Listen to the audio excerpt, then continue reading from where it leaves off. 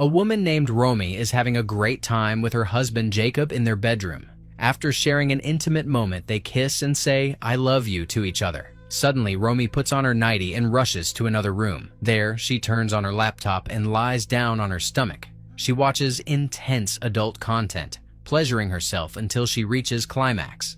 In the morning, Romy gets ready for work while memorizing her speech. She is the CEO of an automation tech company, while her husband Jacob is a successful theater director. At the breakfast table, Romy chats with her two lovely daughters, Isabel and Nora. Mom, can Mary sleep over? Afterward, she rushes to her office. On her way, she encounters a dog in the street that almost attacks her. However, a young man intervenes and calms it down. Later, in the office, Romy's assistant Esme asks her to meet the new interns.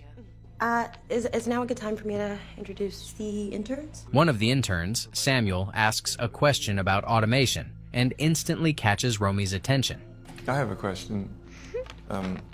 Do you really think automation can provide a path to sustainability? She realizes he is the same young man who saved her from the dog. A moment later, the interns are informed about a company-wide mentorship program.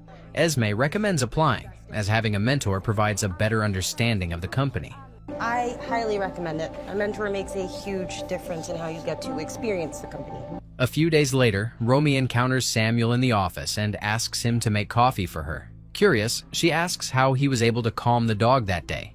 How'd you get that dog to calm down?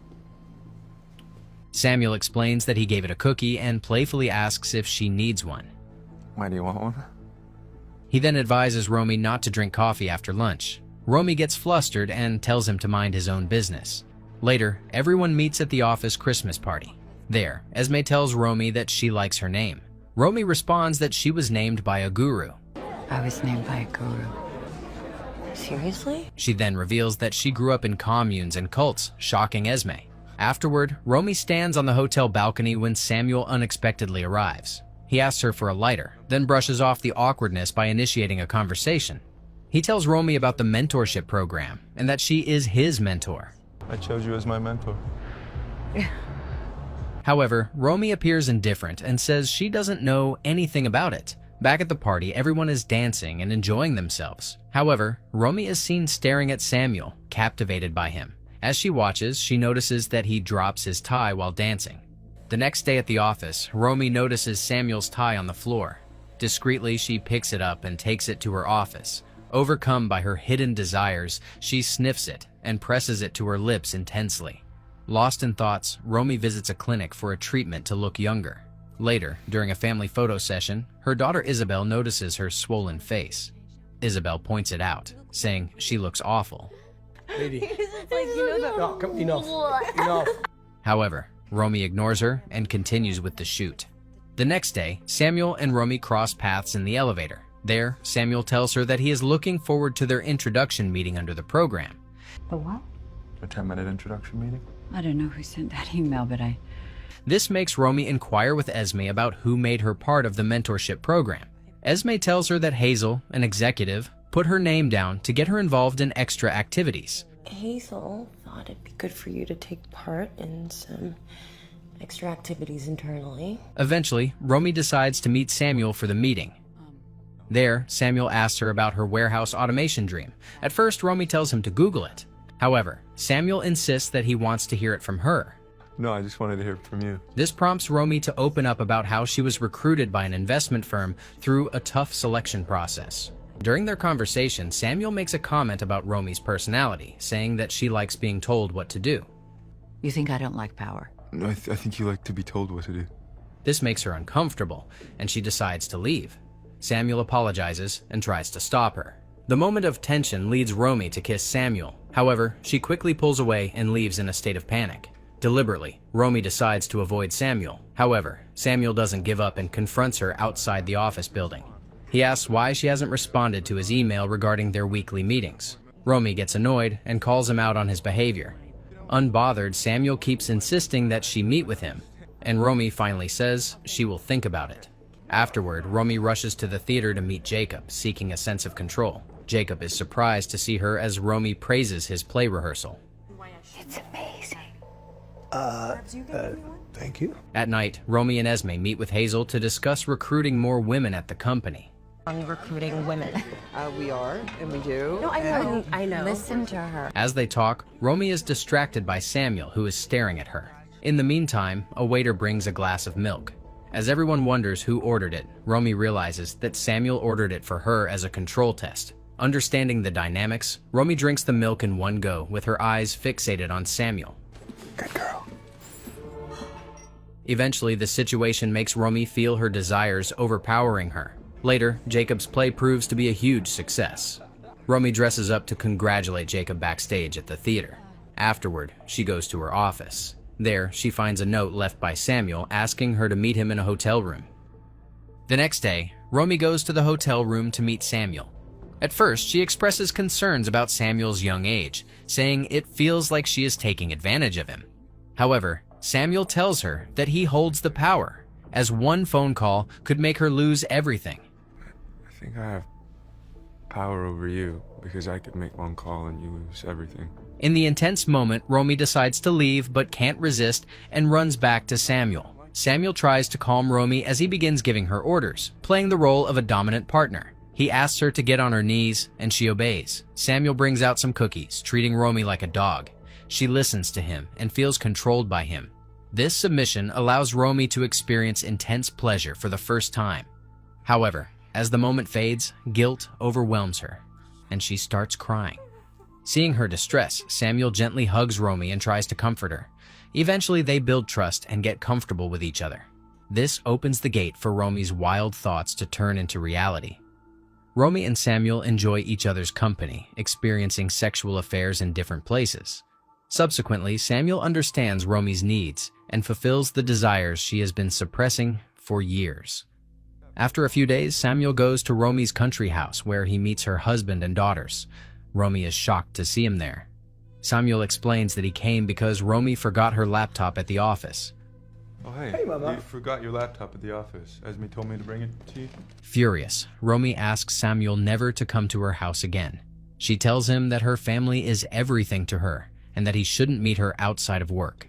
This makes Samuel feel insulted, and he starts arguing. He then explains that their affair is just a mutual agreement and leaves.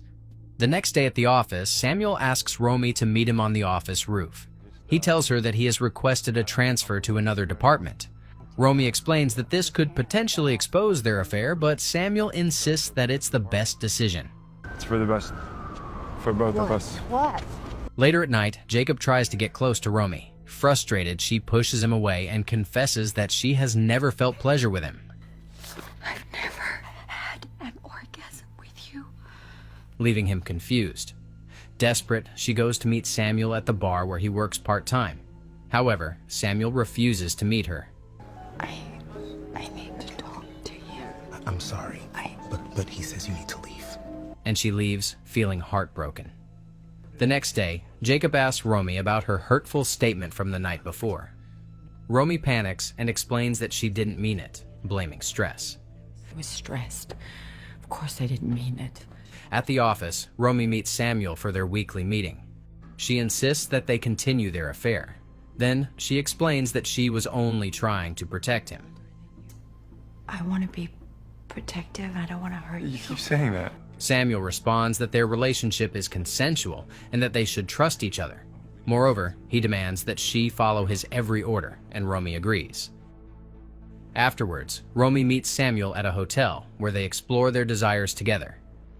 Samuel asks her to take off her clothes. Embracing Romy's deeper fantasies, he tells her to kneel while drinking milk, and they share passionate kisses. They become intimate and fully indulge in each other, fulfilling their desires. After a few days, Romy arranges a birthday party for her daughter Isabel. To Romy's surprise, Esme arrives with Samuel, who was not invited. You don't mind, do you? No. Romy tries to remain calm and texts Samuel to meet her in the kitchen. There, she inquires about him dating Esme. Are you dating her? Isn't that man in there your husband? As they share a tense moment, Esme arrives at the scene. Romy takes control of the situation and acts as if nothing happened. The next day, Romy calls Esme to her office for a private conversation. She inquires about Esme's relationship with Samuel, while Esme assumes she was called to discuss her promotion. Romy explains that she just wants to protect her. Although Esme seems confused, she assures Romy that she will be more cautious in the future. In the meantime, Romy receives a call from Samuel, who asks her to meet him again. She calls Jacob and lies about working late that night. Eventually, she enters a jam-packed club with loud music and people dancing. Romy starts dancing, immersing herself in the environment. After a while, she spots Samuel, who takes her to a quiet place to spend time together. The next morning, Esme comes to Romy's house to meet her. She reveals that she knows about Romy's affair with Samuel. I know what's going on between you and Samuel. Eventually, she demands that Romy promote her and end the affair. Otherwise, she will expose her. Hesitantly, Romy assures Esme that she will make everything right. Eventually, Romy confesses her affair to Jacob, but doesn't mention Samuel. She lies, saying she met a stranger and was with him only once. I don't even know what his name is. She tries to explain her intense sexual needs and childhood trauma. I've had these specific thoughts in my head. However, Jacob becomes furious and calls her out for her behavior. He's upset that she put everything at stake just to fulfill her dark desires. He shouts at Romy and asks her to leave his house. You know that he's noticed you out of this house. Out! That night, Romy lies on her bed, upset when she hears a noise. She looks outside and is shocked to see Samuel swimming in the pool. She rushes outside and asks him to leave quickly. However, Samuel pulls her into the pool and they start kissing passionately. Afterward, Romy tells Samuel they need to end their affair. In the meantime, Jacob arrives at the scene. Furious, he starts punching Samuel, but Samuel overpowers him. After some struggle, Romy stops them and brings an ice pack for both. Jacob then expresses his frustration and tells Samuel that Romy has abused him for her own advantage. She abused you. You know that, right? However, Samuel explains that their relationship was entirely mutual. This gives Jacob a panic attack, and Samuel tries to help him. Eventually, Samuel apologizes for everything before finally leaving. I'm really sorry. Days pass, and Esme eventually gets a promotion at the company. Meanwhile, the situation with Jacob leaves Romy in depression. Romy's daughter, Isabel, comes to comfort her and insists that she come back home. You have to come home. She tells Romy that Jacob has been staying at the theater and has stopped living his life as he did before. After hearing this, Romy gathers the courage to go to the theater. There, she apologizes to Jacob for hurting him, and the couple decides to start a new life together.